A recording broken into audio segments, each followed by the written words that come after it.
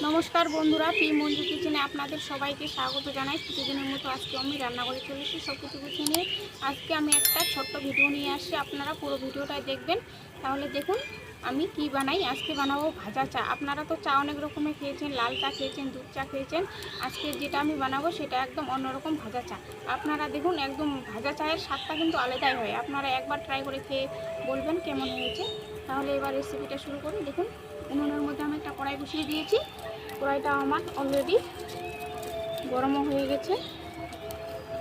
আর এখানে আমি নিয়েছি দুধটা আমি জাল করে নিয়েছি আগে থেকে।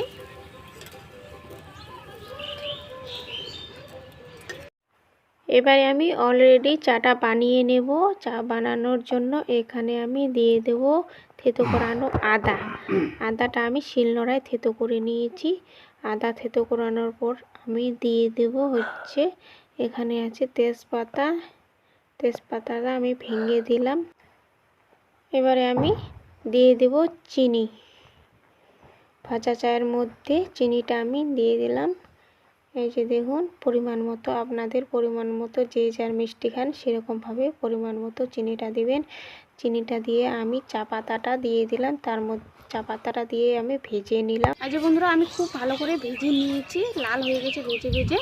এবারে আমি যে দুধটা আমি জাল করে নিয়েছি সেটা দিয়ে দিলাম। আর যে দেখুন, চিনি যেহেতু তার জন্য একটু নড়বে না, যেহেতু গরম আছে ঠিক হয়ে যাবে। এবারে দিয়ে দিচ্ছি আমি এখানে দুটো লং আছে আর দুটো হচ্ছে সাদা এলাচ আমি ফাটিয়ে এইভাবে করে নিয়েছি, দিয়ে দিলাম চায়ের উপরে, এটা সেন্টের জন্য। এই দেখুন চায়ের কালারটা আমার কত সুন্দর হয়েছে। এবারে আমি আমার চাটা হয়ে গেছে। এবারে আমি চাটা ঢেলে নেব একটা কাপে। দেখুন,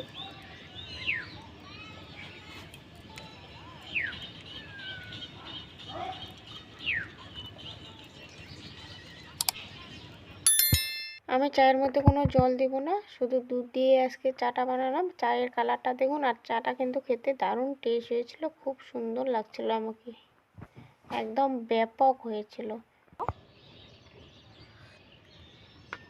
দারুণ হয়েছে চাটা। সকাল বিকাল শীতের দিনে এইভাবে আপনারা অবশ্যই চা বানিয়ে খাবেন। আমার ভিডিওটা কেমন হলো অবশ্যই কমেন্টে জানাবেন। আর যেসব বন্ধুরা আমার চ্যানেলে নতুন তারা প্লিজ আমার চ্যানেলটাকে সাবস্ক্রাইব করে দিয়ে আমার পাশে থাকবেন। তাহলে আজকের মতো এখানেই, সবাই ভালো থাকবেন, সুস্থ থাকবেন।